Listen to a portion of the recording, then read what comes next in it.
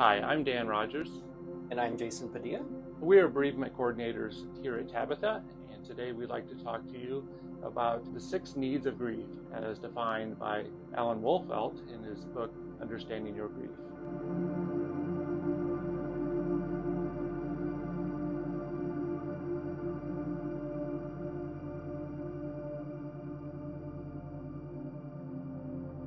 The first need that we need to address is acknowledging the reality of the death of our loved one.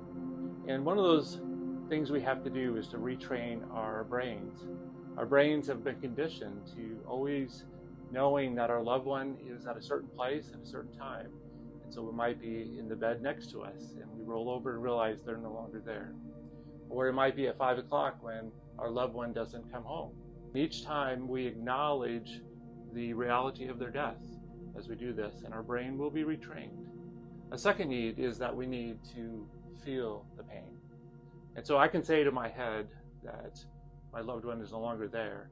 How do I tell my heart to embrace the grief? And yet one thing I learned from someone close to me was that we cannot live in that feeling, whatever we're feeling, whether it be with anger or sadness, we cannot live in that. But we must feel it. And so we can feel it deeply, but then we learn to walk through it. And over time, we will learn to do this in better ways.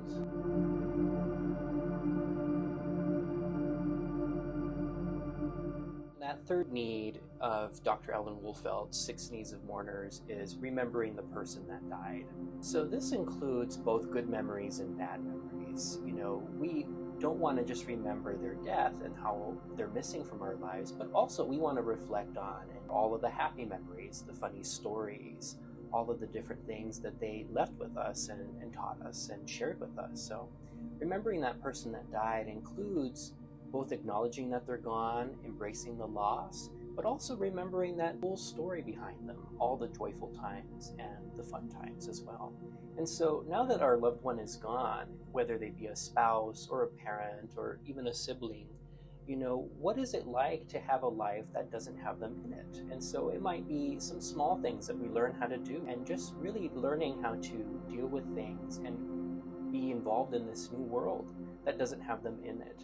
And while that can be very difficult and painful, it also really shows the value and the things that they taught us and the things that we will take with us as we go on. The 5th need is finding meaning, searching for meaning in what this loss and this life has meant. And for many people, this means different things. If you're a spiritual or religious person, your spirituality might have a lot to say about what that person's meaning is. And it can be a difficult struggle. People that have a question about their faith or they're struggling with that, they might have some other questions. But you still have all the values, all the lessons, all the meaning that they have taught us. And so you continue on in that way with their meaning. If they were really passionate about something, whether it might be animals or the outdoors or anything else that they really valued and treasured, that's something that you can take forward and move on with.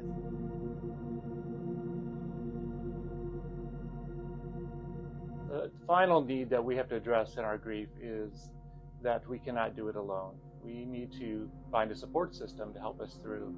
And I remember years ago when addiction was frowned upon, and you didn't talk about that, something you hid. And today, none of us would say people should face addiction issues alone.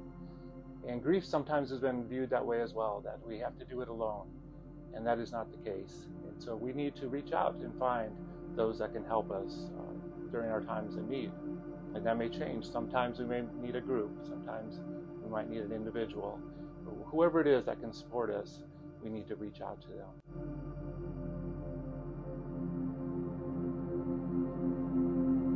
Tabitha, one of our core values is really connecting with people. And so with that, we want to offer our compassion as best we can. And so please reach out to us through our website or calling us at 402-486-8506.